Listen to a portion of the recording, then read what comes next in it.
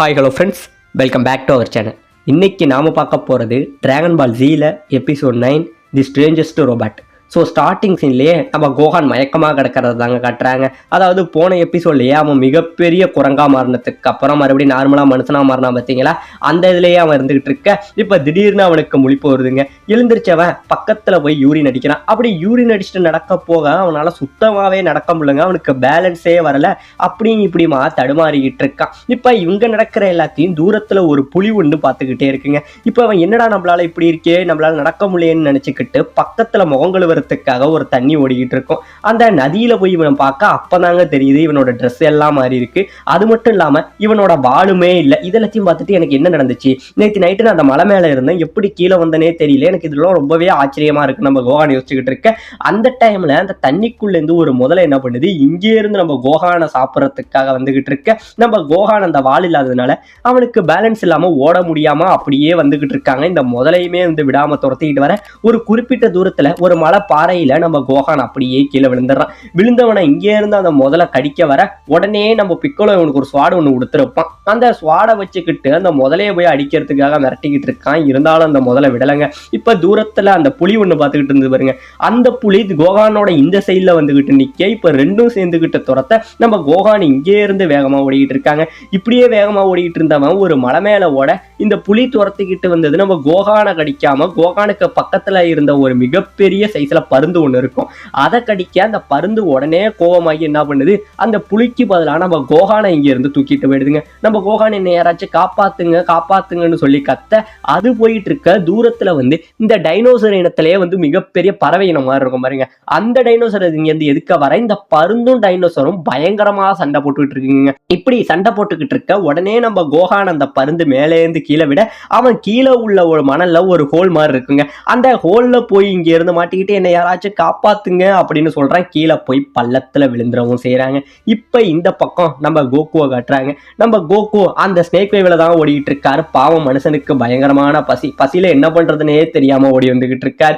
இப்ப இந்த பக்கம் நம்ம கோஹான் மயக்கத்துல இருந்து எழுந்திரிச்சு பார்க்க அவனுக்கு ஒரே ஷாக்கு, நான் எங்க இருக்கேன், இந்த இடமே ரொம்ப விசித்திரமா இருக்கேன்னு சொல்லி சுத்தி உள்ள செவர்கள் எல்லாம் பார்க்க அந்த இடத்துல எல்லாம் வந்து வரலாறு சம்பந்தப்பட்ட சில விஷயங்கள் வந்து அங்க பொறிக்கப்பட்டிருக்குங்க.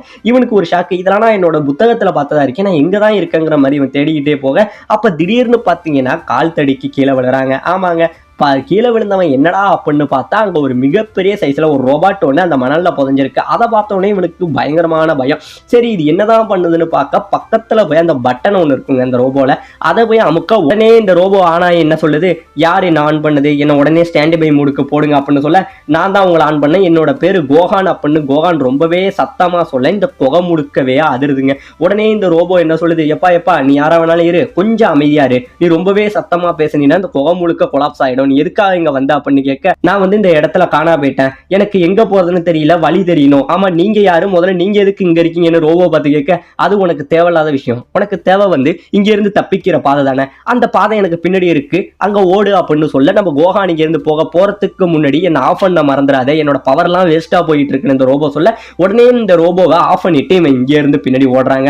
அப்படியே வெளியில போற பாதைக்கு போய் பார்க்க திடீர்னு அவனுக்கு பயங்கரமான ஷாக்கு. ஏன்னா பின்னாடி ஒரு மிகப்பெரிய பள்ளம் இருக்கு. இந்த பள்ளத்தை தாண்டினாதான் நம்ம கோஹானால வெளியில போக முடியும். ஆனா பள்ளத்தை பார்த்தோன்னே இவன் பயந்துகிட்டு என்ன பண்றான், அங்க இருந்து மறுபடியும் ஓடி வந்து ரோபோவை ஆன் பண்றாங்க. மறுபடியும் இவன் ரோபோ ஆன் பண்ண நம்ம ரோபோ என்ன சொல்லுது, மறுபடியும் என்ன யாரும் ஆன் பண்ணுது, என்ன மறுபடியும் ஸ்டாண்ட் பை மூலையே போடுங்கன்னு மறுபடியும் ரோபோ சொல்ல நம்ம கோஹான், நான் தான் உங்களை ஆன் பண்ணேன், எனக்கு பின்னாடி ஒரே பயமா இருக்கு, எனக்கு எப்படியாச்சும் நீங்க தான் ஹெல்ப் பண்ணணும் அப்படின்னு சொல்ல, இல்ல என்னால உனக்கு எந்த உதவியும் பண்ண முடியாது, என்ன சீக்கிரம் ஆஃப் பண்ணு, என்னோட பவர் எல்லாம் வேஸ்டா போயிட்டு இருக்கு அப்படின்னு இது சொல்ல நம்ம கோஹான் இங்க இருந்து பயங்கரமா அழ ஆரம்பிக்கிறாங்க.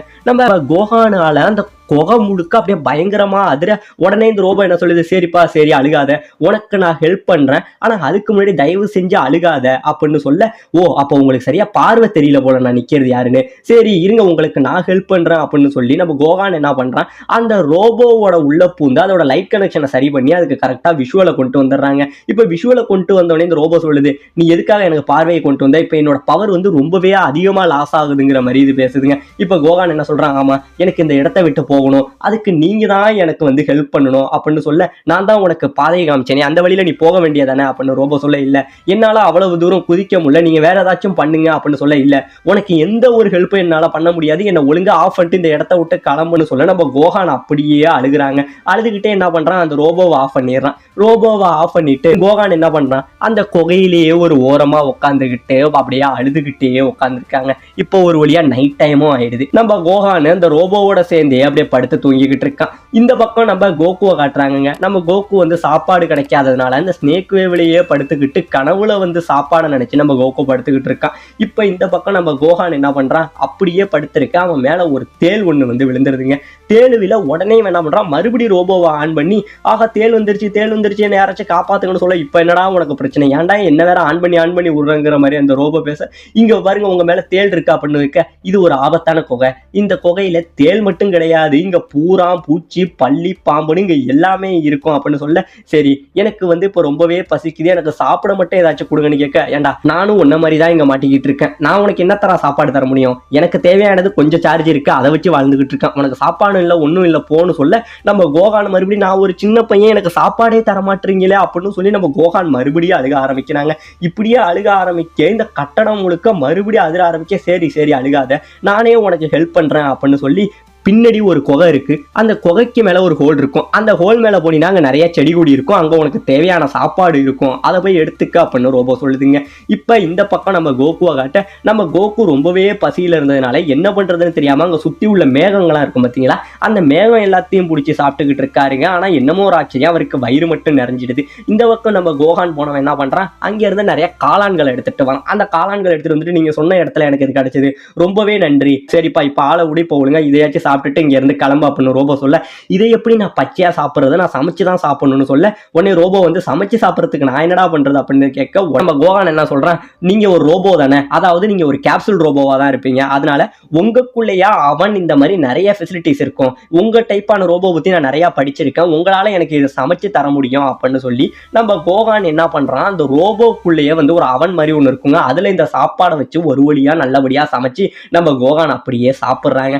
அப்படியே சாப்பிட நம்ம கோகான் இந்த டைம்ல சொல்றான், ரோபோ இந்த மாதிரி நான் என் அம்மா விட்டு பிரிஞ்சு ரொம்ப தூரத்துல வந்துட்டேன், என் வீட்டுக்கு போற வழியும் எனக்கு தெரியல, நான் எங்க இருக்கணும் எனக்கு தெரியல, எங்க அம்மாவோட சாப்பாடை நான் ரொம்பவே மிஸ் பண்றேன் அப்படின்னு நம்ம கோகான் சொல்ல, தெரியுது உன்னோட கஷ்டம் எனக்கு எல்லாமே புரியுது, தனிமை எவ்வளவு கொடூரமானதுங்கிறது எனக்கும் தெரியும் அப்படின்னு கேட்க, உடனே நம்ம கோகான் கேட்கிறான், ஆமா நீங்க இங்க என்ன பண்ணிக்கிட்டு இருக்கீங்க அப்படின்னு கேட்க, உடனே ரோபோ சொல்லுதுங்க, அதாவது ஒரு மிகப்பெரிய ஆக்சிடென்ட்ல நான் இந்த இடத்துல மாட்டிக்கிட்டேன், அதாவது கிட்டத்தட்ட ரொம்ப வருஷத்துக்கு முன்னாடி இந்த இடத்த வந்து இந்த அகழ்வாராய்ச்சி அப்படிம்பாங்க பாத்தீங்களா, அதுக்காக ரிசர்ச் பண்றதுக்காக இந்த ரோபோ அனுப்பியிருப்பாங்க.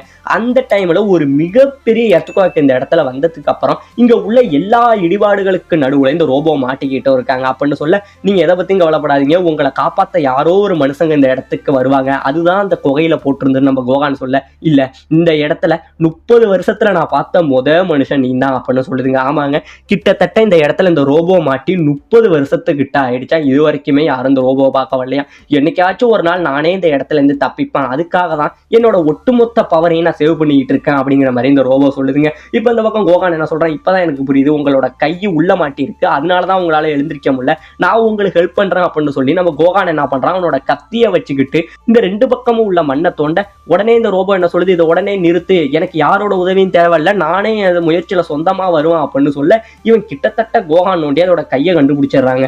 உடனே இவன் தோண்ட இந்த அதிர்வுல பக்கத்துல உள்ள ஒரு மிகப்பெரிய தூணி இடிஞ்சு நம்ம கோகான் மேல விழ வர, உடனே இந்த ரோபோ அதோட ஒரு கையால அந்த தூணை பிடிச்சிடவங்க செய்யுதுங்க. தூணை பிடிச்சிட்டு கோகான்ட்ட சொல்லுது, கோகான் இதுக்கான நேரம் இல்லை, உடனே நீ இங்க இருந்து போயிடு, இங்க இருந்தினா நீனும் செத்துருவா அப்படின்னு சொல்ல, நம்ம கோகான் விடாம தோண்டிக்கிட்டு இருக்காங்க. இந்த ரோபோ ரொம்பவே கட்டாயப்படுத்துது, கோகான் இப்ப என்னை விட உன் உயிர் தான் முக்கியம், ஒழுங்கா இங்க இருந்து கிளம்பு அப்படின்னு சொல்ல, நம்ம கோகான் இங்கே இருந்து வெளியில போறாங்க. வெளியில போய் அந்த பள்ளத்துக்கிட்ட போனவன் குதிக்க பார்க்க, என்னதான் இருந்தாலும் சின்ன பையன், அவ்வளோ பெரிய பள்ளத்தை பார்த்துட்டு என்னால முடியாது, எனக்கு ரொம்பவே பயமா இருக்குன்னு மறுபடியும் இந்த ரோபோ கிட்டேயே இங்க இருந்து வந்துடுறாங்க.